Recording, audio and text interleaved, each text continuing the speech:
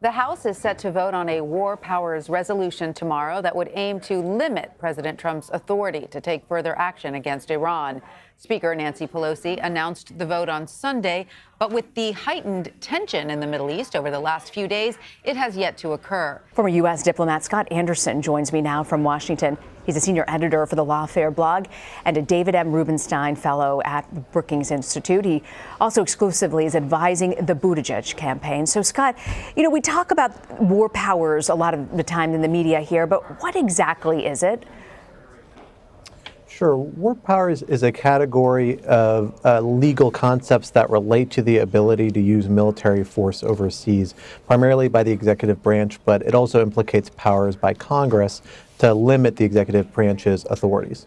So former President Barack Obama faced criticism over his use of war powers through covert attacks and drone attacks, military engagement in Libya. Does that set some sort of a precedent and enable this president to have a wider authority? It does, but it's not the Obama administration alone. Really, over the last several decades, we've seen several presidential administrations assert slightly growing assertions of executive power and the ability to use military force in a variety of circumstances. And those theories, while they're being pushed to the limits to some extent by the most latest interactions with Iran, nonetheless do provide some precedent through which the Trump administration can say, well, what we're doing is not that inconsistent with what prior presidents have done.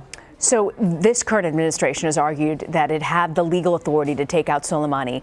It seems that their main argument is that there was an imminent threat here. Is the White House on solid legal footing with that argument? Well, it's a difficult call in part because we don't fully know the facts. We also, frankly, haven't seen a full legal explanation from the administration about what the basis is for this action. In some cases, we've heard that it's the president's constitutional authority under Article 2. In other cases, they've said it's the 2002 AUMF that was used to invade Iraq. Until we have more information about the facts and the legal arguments they're invoking, it's really hard to evaluate with any confidence. So in what ways can Congress limit the unilateral military action that the president takes? Congress can impose an array of possible restrictions on the presidency. It could say, we're going to stop military action in Iran. We could defund it and pull funding for various types of activities in the Middle East.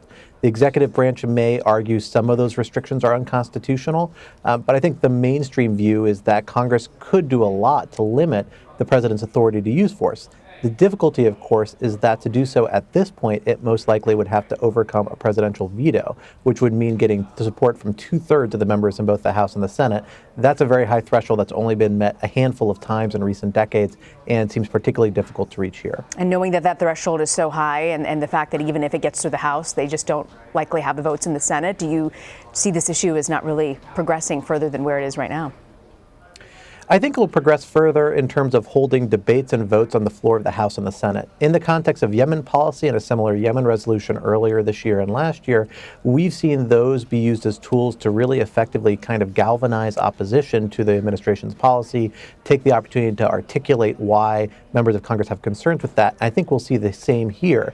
There may also be enough votes in the Senate and the House to potentially pass an Iran resolution. A similar amendment to the NDAA did receive 50 votes, arguably 51 votes over the summer, which would be enough to pass it, although not enough to override the veto. That said, we don't exactly know how the politics are going to play out around the situation, so we'll have to wait and see. I want to thank you very much for joining us. Scott Anderson with Brookings. Thank you very much, Scott. Thank you.